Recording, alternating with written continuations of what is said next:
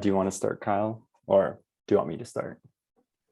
I think you were all set to get us started, Adam. We'll let Okay. everyone else come in as we do introductions. Awesome. All right. Well, welcome everyone so far to the funding basics for the Northeast Wisconsin communities in crafting competitive proposals for the National Coastal Resiliency Fund and beyond. I'm with Bay Lake Regional Planning Commission and Throwe Environmental, and this is all through NFWF. So, all right, go to the next slide, and I'll introduce our panelists and our presenters. So we have Joanne Throwe, who is the president of Throwe Environmental. She has served as an environmental policy and financial expert for over 30 years, which includes as the deputy of secretary for the Maryland Department of Natural Resources from 2015 to 2019, and currently, I believe, as the chair of the EPA Environmental Financial Advisory Board, and then also as the director of, at the University of Maryland Environmental Finance Center. Then we have Kyle Gray, who some of you probably met. He is a project manager for Throwe Environmental. Kyle leads the company's work in the SNEP network, while also supporting its full range of resilience and financial projects. Kyle has a Master of Arts in Marine Affairs and is a graduate or has a graduate certificate in community planning from the University of Rhode Island. He is also a certified climate change professional through the Association of Climate Change Officers, and he currently resides in Washington, D.C.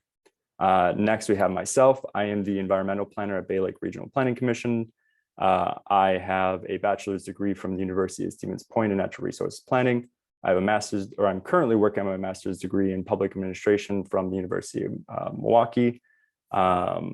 And yeah, I basically work on all things environmental here in the Bay Lake region. Next, we have Taylor Throwe, who is also a project manager for Throwe Environmental. She is a business operations consultant focusing on project management, data, financial analysis, proposal writing, and review and accounting.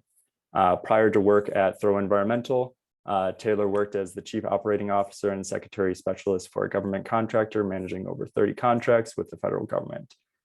She leads the company's work as a field liaison for the National Coastal Resiliency Fund. And she also has a bachelor's in business management from the University of Maryland. So now that we've introduced everyone, here's what we're going to do.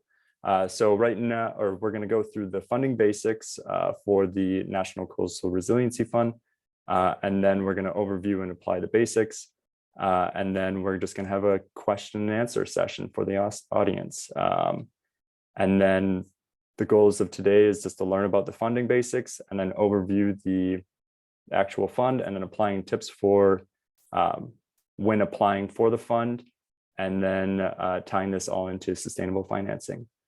So next, we're going to hear Kyle start us off. Perfect. Thank you so much, Adam. And thank you everyone for joining us this afternoon. And really glad to be teaming up with the Bay Lake Regional Planning Commission for this webinar. We've been, putting feelers out there all across Eastern Wisconsin. I've talked with many of you over the past few weeks and months. So it's been great to, have this event and to have everyone together as we talk a little bit more about this fund and how there are opportunities out there for Wisconsin, Green Bay, and really across the Great Lakes.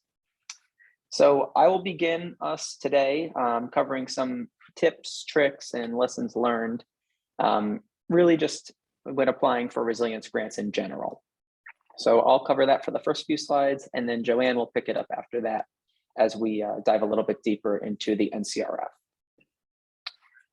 So when we think about some of the key tips and tricks, when we think about resilience funding, you can break that up pretty easily by thinking about what happens before, during, and after the grant writing process. So first and foremost, you have to make sure that you're picking the right project and the right program, and those should go together pretty nicely. So one of the things that we really encourage folks to do is to develop their ideas out, right? That you should have a good sense of the goals and the objectives of an overarching project. You should understand what the timeline looks like for that project and what your definition of success is for the proposal that you're putting together. It's also great to know who, where responsibilities lie, what partners will be doing, all of that, to make sure that your proposal is as accurate and effective as possible when you actually get to that point of having a project on the ground. It's also really critical that we're working with the community to actually put together project ideas. So, the most community engagement possible always tends to be the best here. And not only does that secure more buy-in down the road, but granting agencies really like to see strong community connections when they're looking through a project proposal. So with all that being said, the big question in the before stage is this the right program for you, right? No matter what program or funding source you're going after, it's really important to ask yourself whether or not it's a good fit for your project and whether or not you have a solid chance at getting funded. So a really easy way to do that is to first just confirm your eligibility with the program, whether that's geographic eligibility, whether it's based on what type of organization you are or the work that you do. All of that is really important to know whether or not you actually can apply for the fund. Then you should think about things, really considering how suitable the fund is for your needs. Asking yourself what the match is, if there are any match requirements that you have to be able to navigate, whether the award amount matches up to what you're looking for out of an award. And then again, making sure that your priorities in a project really line up with the priorities of the program itself. One great way to kind of do all of this and to make sure that you are headed in the right direction and that your time is being well spent is to open a line of communication with the program officer that manages whatever the fund is. So, working with the program manager or the different, program officers for any funding opportunity really allows you to determine upfront if your project aligns well and if you can overcome some of the hurdles that you might come up upon as you go to write the grant and to pursue that funding. So after you're done, assessing whether or not you should apply for a certain program. It's a great point then to start writing and thinking about how you want to communicate your project. So the overarching point here is that writing sets the tone for the entire project. The way that you put together and write your proposal will really demonstrate the need that you have for the funding and how that funding would help. So making sure that that's done clearly, effectively, and accurately, the importance of that can't be understated. Too often we see really strong projects come in with proposals that just don't make the cut because it makes it a little bit difficult to determine how that proposal might align with the project and its goals in the program. So you've got to be clear and concise there, making sure that it all lines up. And in reality, you should be selling your project to the reviewer, right? So the person who is looking at this proposal after you've clicked submit, they'll have a rubric or a set of evaluation criteria that they go by. And you should be thinking about how those criteria match up with what you've put in your proposal. And that reviewer shouldn't have too hard of a time finding what they're looking for. That information should be relatively easy to locate, and they should be able to match that up. And that only helps you in the long run. It's also important when putting together a proposal to adapt to the grant that you're applying for. So that doesn't mean to change your project, but that does mean to look at the language that's in the RFP or the grant solicitation, look at the keywords or the key elements of a program, and really think about how your project might adapt or how you might change the language that you're using to make sure that you're aligning as strongly as possible with the program you're going after. So you can think about this kind of along the same lines as if you were applying for a job. You have this whole skill set that you would adapt your resume and showcase certain skills based on the job that you're applying for. So we would like to do the same thing when you're thinking about applying for a grant. And then the last point here, I'll just mention, kind of going back to that point of community engagement, we also know that partnerships are really important when putting together grant applications. So whether that's partnering with different branches of your local government, or bringing in outside partners, nonprofits, advocacy groups, whatever it might be. Bringing partners together, is really great because it shows diverse stakeholders coming together and having broad support around a certain issue. And then after, so, you're done writing, you put the proposal down, take a breather, take a day off. And now it's time to reread, revise, and think through what you've actually put down on paper. So here it's important to get feedback from others. Hear what your colleagues are saying about your proposal. Ask them what the key takeaways are that they've just read and see if that matches up with what you were hoping for. And then revise as needed to make sure that your proposal is as strong as possible. Typically, it's at the end point where you would start putting together an abstract, a title for the proposal. And when you do so, those should really cast your project in an engaging light. So you don't just want a title or an abstract that says, word for word what the project does. You want one that gives it some life and makes the reviewers really understand not just the project, but the impact that it's having on your community. When you're revising, it's also important to think about the criteria that you're going to be judged by.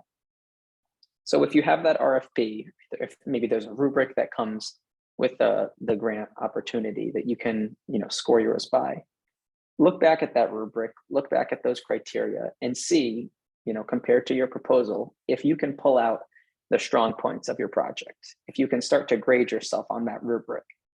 And if you can do so, that's an encouraging sign. If you're having some trouble, though, clearly pulling out details for each of the scoring metrics, that's something to consider, right? You want the reviewer to be able to do that pretty easily so they can quickly check off those boxes and know where your project fits in with the program. So the ability to do that is really important.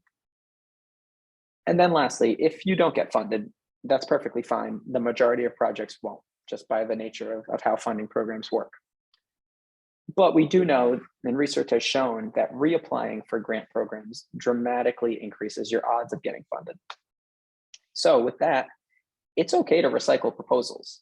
You shouldn't submit the same thing twice necessarily, especially if it didn't get funded the first time. But what you can do is adapt it and recycle it and respond to some of the feedback that you've gotten, make revisions, and really work to strengthen some of those weaker portions to put together a stronger product overall. Feedback can come from, again, colleagues. It can come directly from the granting agency, technical service providers, whoever it might be.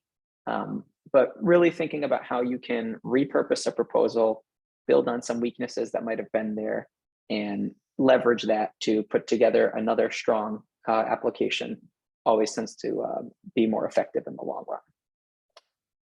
So that was just a quick overview of some of the key tips and tricks. But what is really helpful is when we apply those to a certain funding opportunity.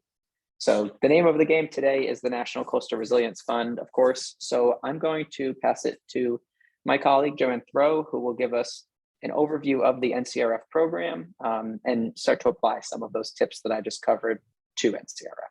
Wonderful. Thank you, Kyle, and welcome everyone. Thanks for joining us.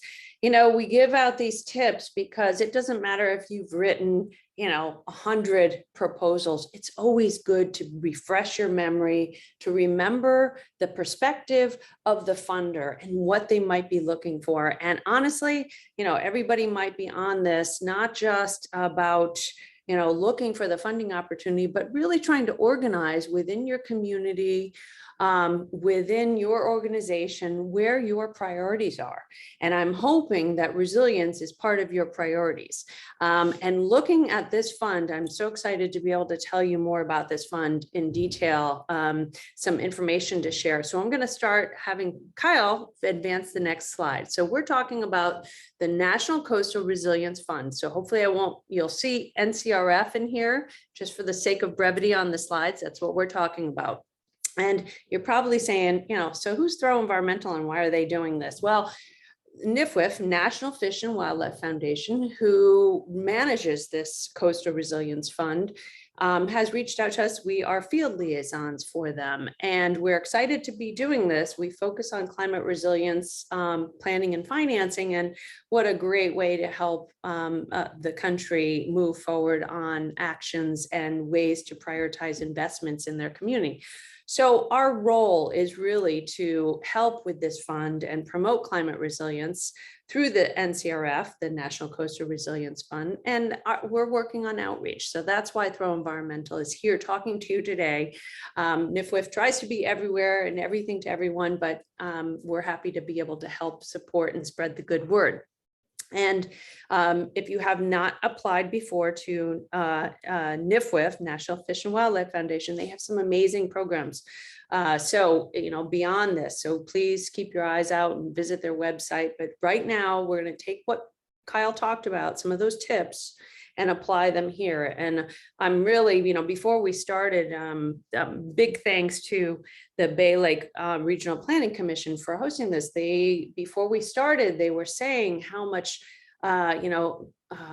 action is being talked about, things are being organized within the region, and we're really excited to be part of this conversation and bring you this opportunity. So thanks to them for hosting us, and we really are here to help spread the good word. So our job is to really help with, fleshing out where the good proposal ideas would be for, moving forward for a pre-proposal stage, which will come out this spring. And how can we help support certainly existing grantees, but also, troubleshoot if people have problems or ideas that they want to discuss. That's what we're here for. Next, Kyle. So I wanted to set the stage of why we're here talking about it, but now I get into the details of the Coastal Resilience program. And so this program is fairly new, and that's why you may not have heard about it yet. It's only been around since 2018. And we're looking at this program specifically to support nature-based projects.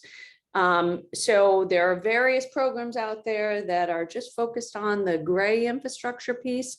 Well, this one really is focused on your nature-based solutions, and really to support and enhance coastal communities. We've got to have that connection back to fish and wildlife. And that's, so you've got resilience, fish and wildlife, perfect. Because I know that's what resonates to the people on this webinar.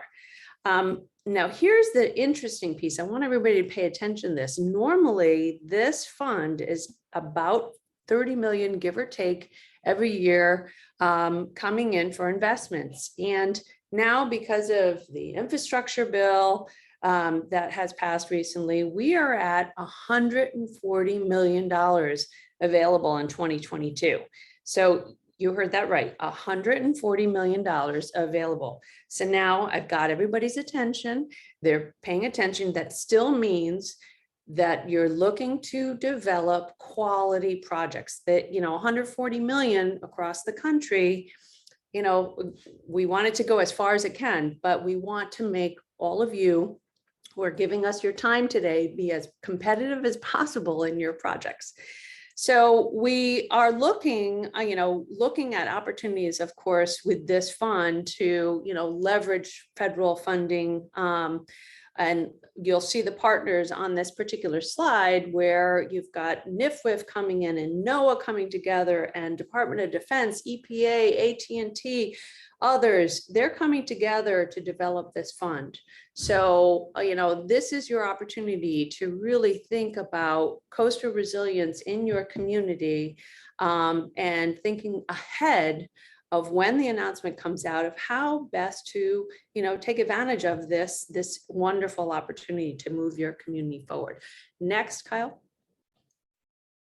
All right, so NCRF's purpose. We're looking at, as I said, coastal resilience projects, but I want to focus on the fact that we need to look at projects that provide that community with enhanced protection and buffering from impacts of sea level rise. You've got, many of the communities on this call are impacted by flooding or coastal erosion, increased frequency of the intensity of storms, all of that, looking at your community resilience, but also not separate, but it's got to be protection and restoration for habitat for fish and wildlife. And if you're thinking to yourself, well, I'm a municipal planner, I'm not able to make that direct connection back to the fish and wildlife, there are partners out there that can help you make the case.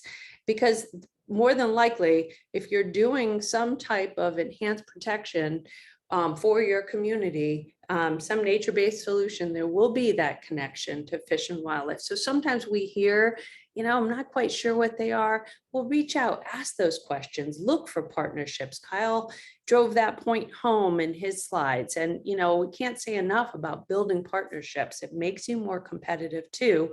And, you've really got the engagement of various stakeholders, which bring various voices to your project. Next, Kyle. So you want to know, does my community fit within the coastal resilience program? Well, if you're looking at this map on this particular slide, so all US coastal states are included in this, and it includes the Great Lakes and the territories. What NFWF has a wonderful map system. You can go in, and if you need the link, we'll be happy to send it to you.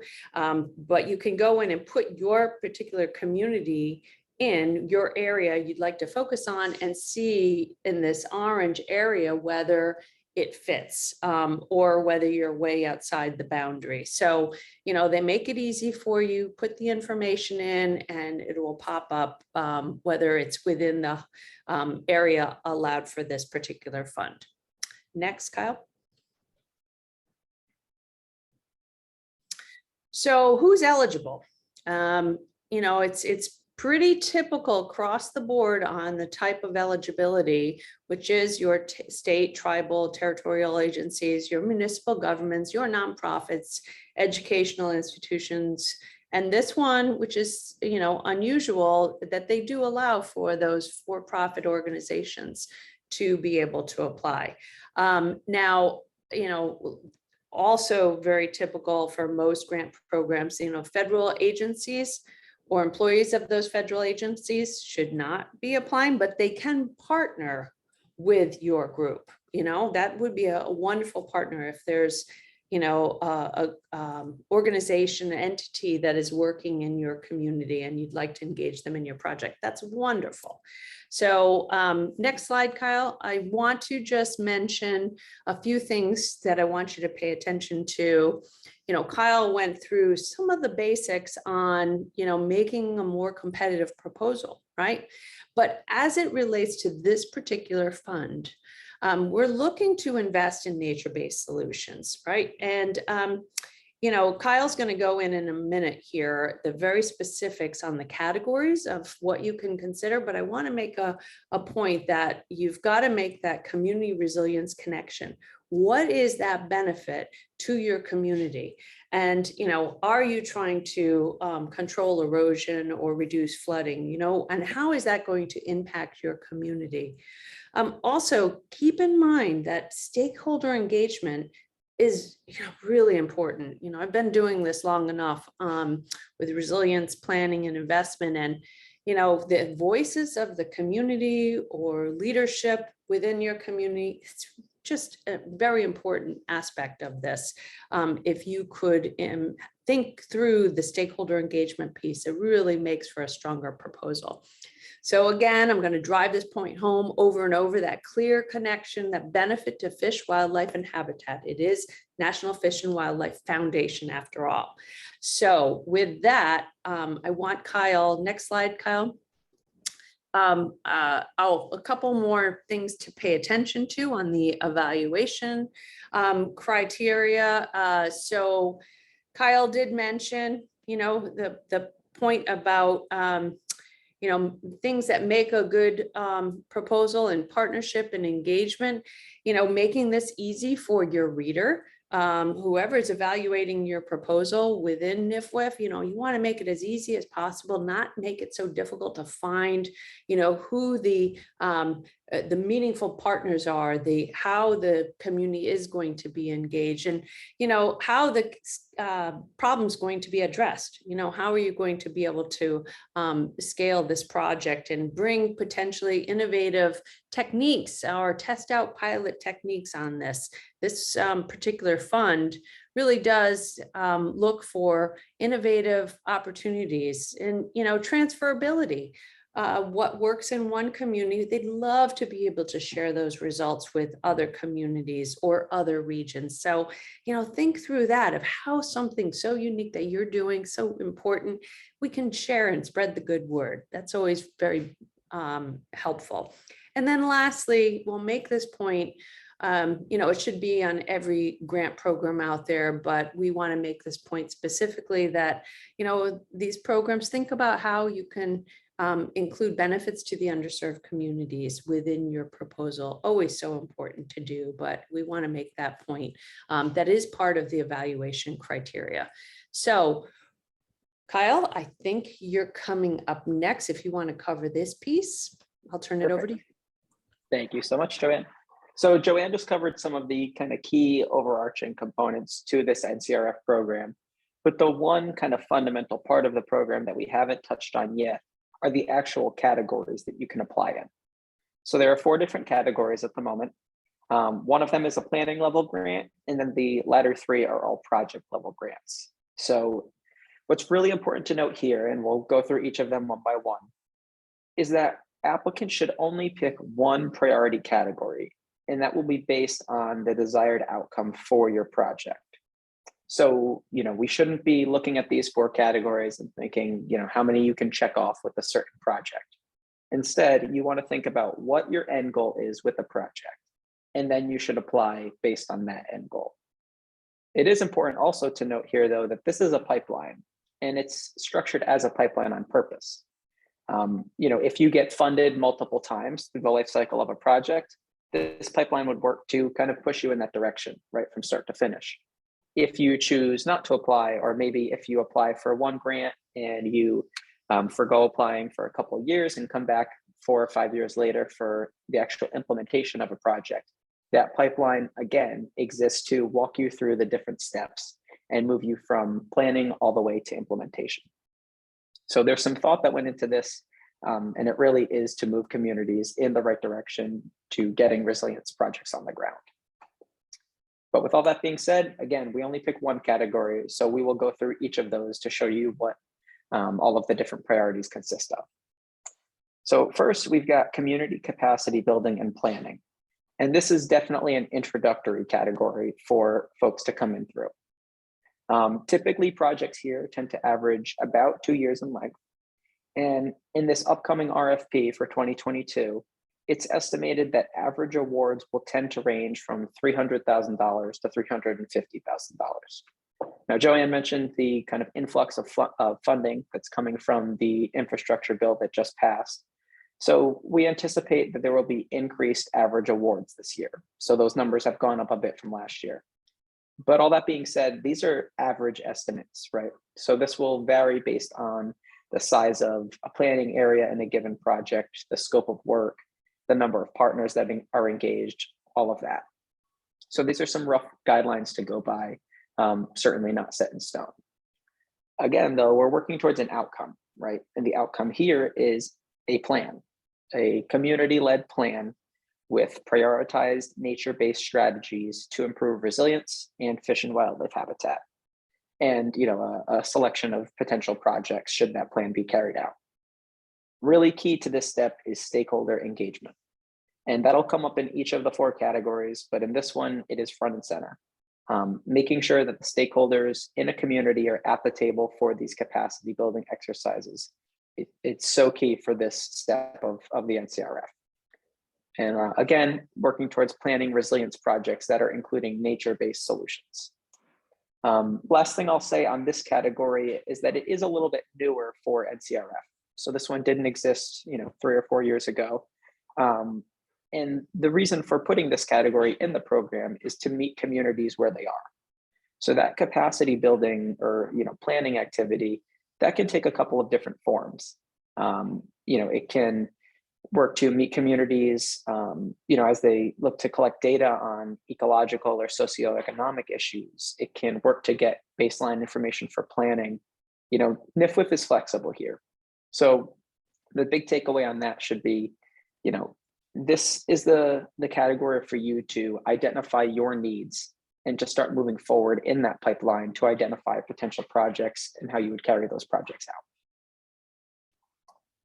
Now, once a project is identified and you start thinking about, assessing the site that it might be located at and actually conducting some design, you'd want to move into that second category, site assessment and preliminary design. So projects here tend to be about 1 year in length. And again, the estimated average award amount for 2022 is expected to be anywhere between $250,000 to $500,000. Again, rough estimates, and that's just what's expected this upcoming year. The outcome here is a preliminary design. So projects should get to between 30 to 60% design, and they should give you the opportunity to make a go or no-go decision on whether or not the project moves forward. And of course, because it's site assessment, you would be determining appropriate sites for a project here. Some other key components to note is that projects that move into this stage for the program should have already been prioritized in previous planning activities. So thinking about that pipeline again, if you had conducted planning activities in the capacity building and planning phase, you would then take those projects that were prioritized and start to flesh those out a little bit more with the design and site assessment piece here. And of course, there might be baseline monitoring or some permitting conversations that also take place in this category. Once the preliminary site design has happened, the next category is final design and permitting. So this one moves us from that 30 to 60% design phase all the way to 90 to 100%. Projects here tend to be about 1.5 years long. And again, the estimated average award amount is anywhere between $500,000 to $750,000. Working towards that final design and then working towards permitting conversations also. So projects here tend to be molded to be, almost restoration ready at this point, right? Because the last phase will be that implementation. By the end of this stage, you should be ready for permitting, and maybe some baseline monitoring might also be included in the project. And then the last stage is the big one. It's the one everyone gets excited about. This is restoration and monitoring, projects on the ground, finally reaching implementation. So projects here tend to be, less than 3 years or so on average. And there's also 1 year of monitoring in there as well. Awards here, they tend to bump up a bit. This is between $5 and $10 million. And I should note that for all of these categories, there is no maximum award amount that you can request, right? So there's no cutoff. It should be noted that with this increased funding, NFWF would also like to see an increase in the average award amounts for this year. So that's why some of these numbers, like I mentioned, have gone up from previous cycles. So the outcome in this stage will be, putting a project on the ground, implementing it, and monitoring it thereafter. The project should have been prioritized, assessed, designed, fleshed out in previous plans. And at this point, you should have a clear understanding of the permitting requirements and the monitoring that needs to be done after the project is actually put in place. So we thought it might be helpful to give you a couple examples from the Great Lakes area of projects that have been funded through the National Coastal Resilience Fund. So this first one is from Cleveland. It's titled Cleveland Harbor Eastern Embayment Resilience Study. And this was a grant that was awarded to Cleveland Metro Parks. They've actually been awarded twice through the NCRF. So they definitely did follow that pipeline. So the first grant came in 2019. They were awarded $125,000 for a preliminary design project. And the second grant was this past cycle that just came out in 2021. And they were awarded just shy of $1 million, so $985,000. And that was for final design and permitting. So after they conducted that first phase, they came back around, applied again, and were successfully funded for the third phase of the project. So this one, some of the key components that Joanne mentioned in her portion of the presentation, talking about what makes a project competitive in this program, some of those really come through in this proposal, which is why we like to highlight this one. We're looking at almost 80 acres of in-water and nearshore habitat that was created along Lake Erie, the Lake Erie shoreline. Not only did that habitat and that park area get created, but it also worked to expand recreational opportunities. It was protecting critical community infrastructure with I-90. It had benefits to fish, wildlife, bird populations, and it had key community benefits, protecting over 3,500 residents in underserved communities on the opposite side of the highway. So this project was really, firing on all cylinders, bringing in a lot of different key components. And the last thing to note here is that there were several partners that were engaged in this one. We had Cleveland Metro Parks, we had the County Port Authority, the City of Cleveland, the state DNR and DOT, we had Black Environmental Leaders Association, all coming together to work with consultants for that preliminary design phase. So that diverse partnership, bringing all those voices to the table and having those key co-benefits with a honed in focus on resilience and fish and wildlife is what made this one especially strong. And I will just show kind of another view of that project here from the opposite side. You'll see all of that natural habitat that was created. You'll see the critical infrastructure there with the highway. And then on the left side of that highway is, all of the community that's being protected by these nature-based solutions.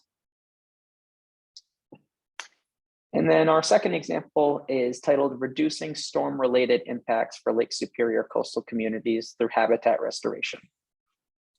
So this project was awarded in 2018, which was one of the first years for the program. So the structure of the proposal process has changed a little bit. But all that being said, the key components of this project are still really core to the NCRF, and they would still make this project competitive today. So this was awarded to the Superior Watershed Partnership in Michigan, and it was $2.5 million for a green-gray hybrid restoration approach that would create almost 40 acres of coastal habitat along Lake Superior. Key focuses here were reducing storm impacts, and not just in general, but specifically to key roadways, community resources, and also protecting public access to the waterfront. So of those 38 acres of coastal habitat, 3 of them were wetlands. We had 16 that were upland habitat, another 16 were dune and swale, and another 3 were beach habitat. So again, working to reduce wave and flooding impacts, protecting critical transportation routes, public access, and building habitat again for fish, wildlife, migratory birds, and pollinators. So you'll see some of those key components that Joanne mentioned a few slides back, just coming through over and over again. Those are the points, that we keep driving home because those are the points that are successful in this program.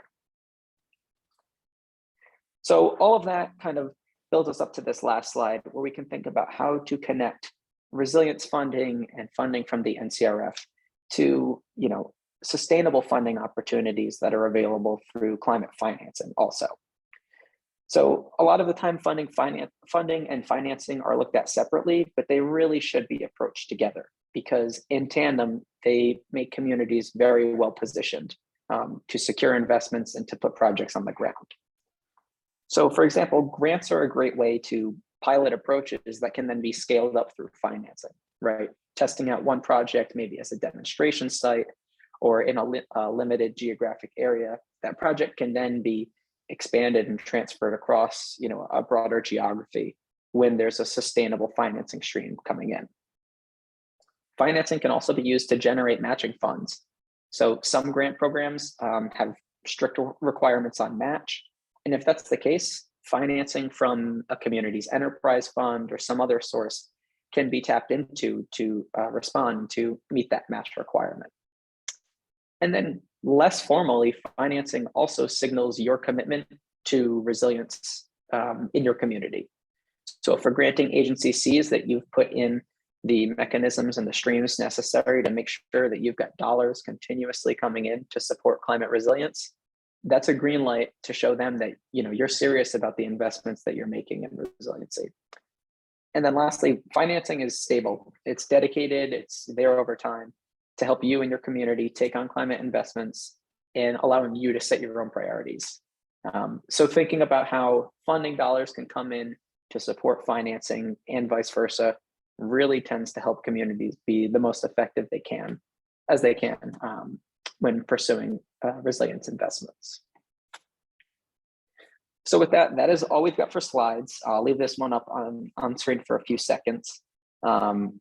If there are any questions about project ideas, anything that you heard that you want to follow up on, that you can obviously leave a question in the Q&A box, and we'll talk about those in just a few minutes. But feel free to send us an email. We've got our email on screen. It's ncrf@throwe-environmental.com. And then we also included the email for the Great Lakes Program Director for NFWF. It's Aceland Gaucher, and her email is on screen. She's a tremendous resource for all things Great Lakes and NCRF. And then at this point, I'm going to ask Taylor to run the poll that we have set up. So if you are interested in having us follow up with you about NCRF projects or any potential environmental justice projects, that might fit into this or other funding programs, we'd love to hear from you, and we'd love to make that connection. So this poll you have on screen, feel free to answer, and we will follow up within the next few weeks. So as folks do that, I will take down the slides and we can jump into our Q&A. So if you have any questions, please feel free to throw them in the question and answer box on the Zoom control tab. Great, thanks, Kyle. Great job. And I think, while people are typing in any questions, they probably are thinking, well, what's the match, right? We didn't talk about that, and specifically because we thought we'd bring it up. Before there was a match, a set match. And what I want to do is not discourage people from applying because of, a match right now, because things might be in flux as it relates to a match on this particular funding opportunity. So, thinking ahead about the timeline of when this comes out later in the spring, we really do encourage people to start thinking now. Don't wait till the RFP is issued and then you're rushing over the few weeks to get your pre-proposal in or figure out match. Just start thinking about what your community needs. Where are you at this point in your resilience plans? And how could this potential fund be of benefit to your projects and your strategies? So thinking about match is important, but don't let that hang you up here because things may change on the match requirement. So any questions we have, Taylor? It does not look like there are any questions yet. If you guys want to offer any other tips, Adam, maybe you have something you want to add as a potential applicant yourself. I can just mention that any interested applicants that also want to ask me questions, feel free to email me, and we can work together on, and I'll probably just call over to Throwe Environmental, but feel free to contact me with any ideas, or if you just want to chat too. So, but otherwise I don't have anything else. Okay, and then also Kyle mentioned that Aceland Gaucher is on this call.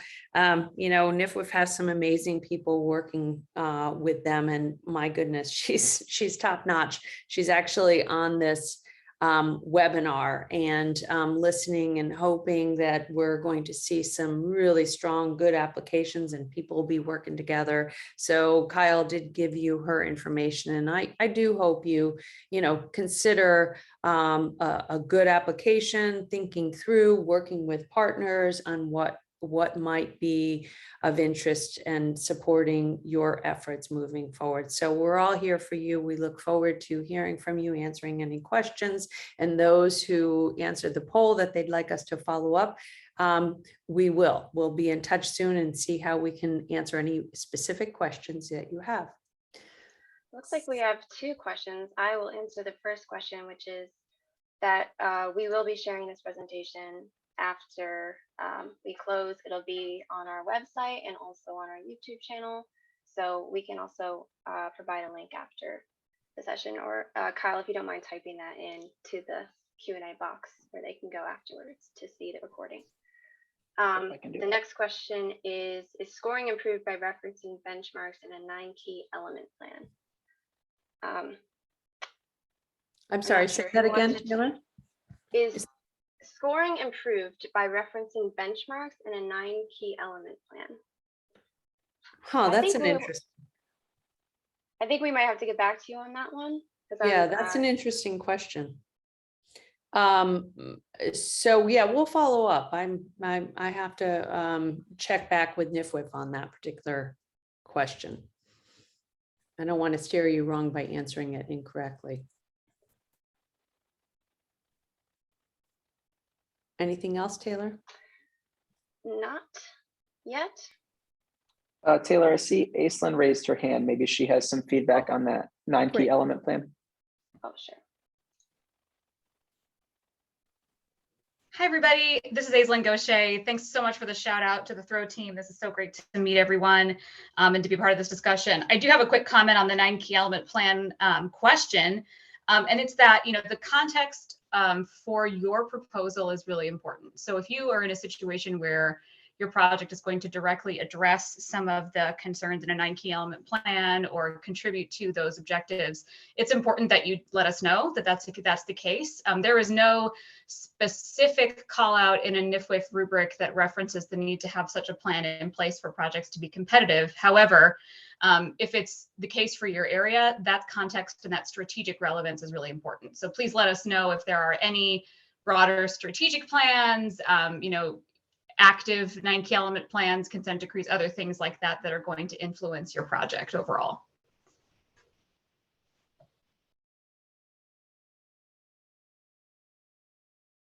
Aceland, this is why we like having you. You always come in and you know exactly what we need.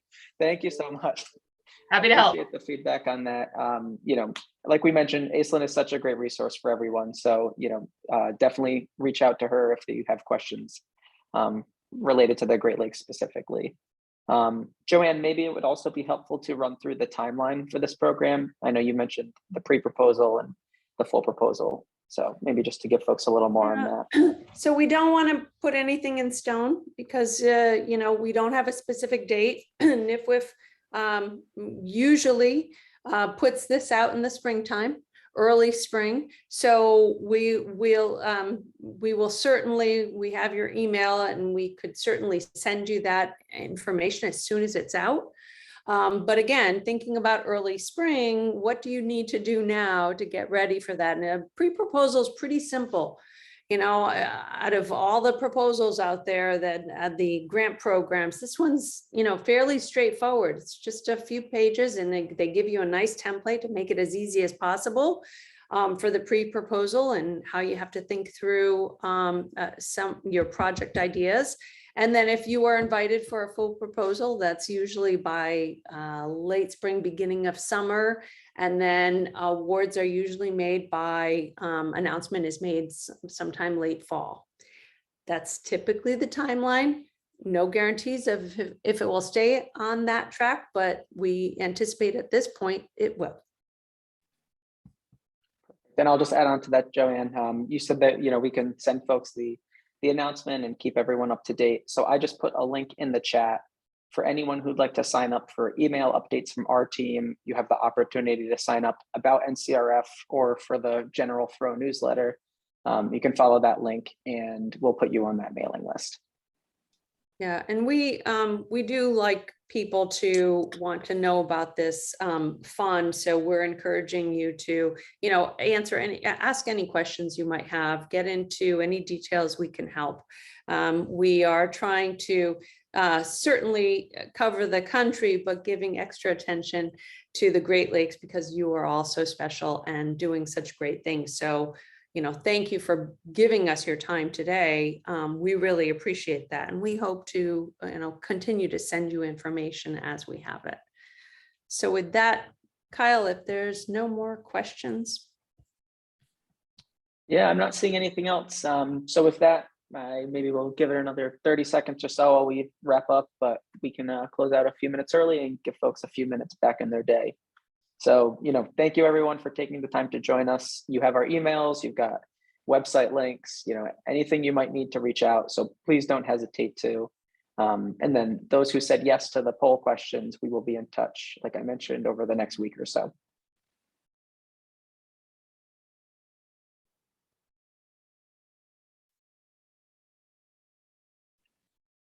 All right, just a couple thank yous in the Q&A box. Joanne, Adam, anything else to finish us off? No, Adam, you're amazing. Thank you so much. Really appreciate the partnership. Yeah, of course. Yeah, I appreciate the opportunity. We'll see. Maybe in the future we'll be doing a proposal as well. I just need to think of one and get a community interested. So yeah, no, this is great.